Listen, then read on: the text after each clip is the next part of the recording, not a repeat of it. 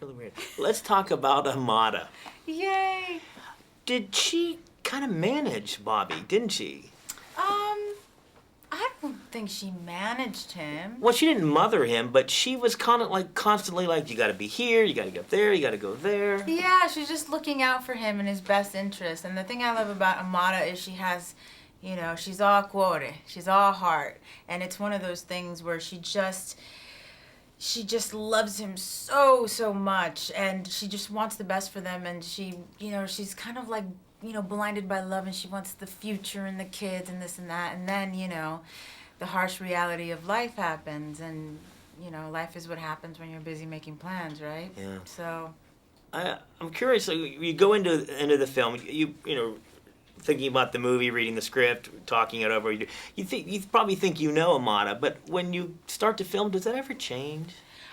yeah, it's always changing, and I love that, where, you know, you really just evolve together, and you do. That's why I love rehearsals. You can rehearse, but once you're on set, you gotta almost forget about all that stuff, because you know it's in here somewhere. And you gotta forget about it, and then the magic kind of happens, you know, and then little surprises come up, and that's really fun. Now there's a lot of scenes where Amada is just she's kind of like a third wheel, you know. She's but you're with the heavy hitters, Duvall and Mark and Joaquin, and you're just kind of watching them talk at your film. And I'm wondering, when you're there, are you the character, or are you watching these pros? I mean, just do what they do. No, when I'm in it, I'm in it, and they're just, you know, it's not Joaquin Phoenix, you know. I have moments of that afterwards, you know, like when I see it or something. But when I'm in it, if I'm thinking that, that means I'm not in the moment.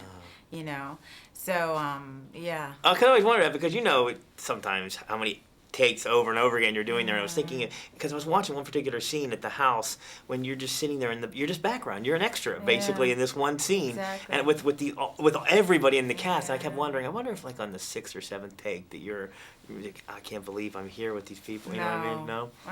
No.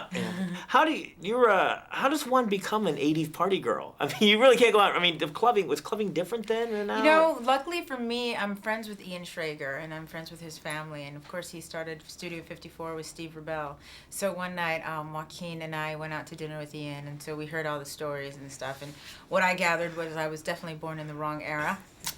I missed it there, because that would have been a fun time. But you know, it's pretty. You know, that was the easy research we had to do. Let's put it that way. That was actually the fun part of it, was hearing other people's stories about what they lived through in the 80s. Now, with the character arc, there's a little character arc in the film which we don't want to talk about. Do you ever take sides in your own? I mean, because you are the character. I mean, you know.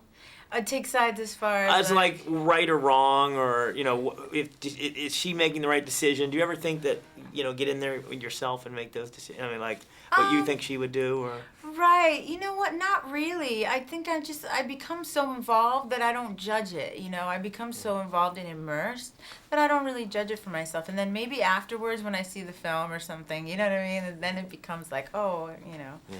But not when I'm in it. Absolute pleasure. Oh, nice talking.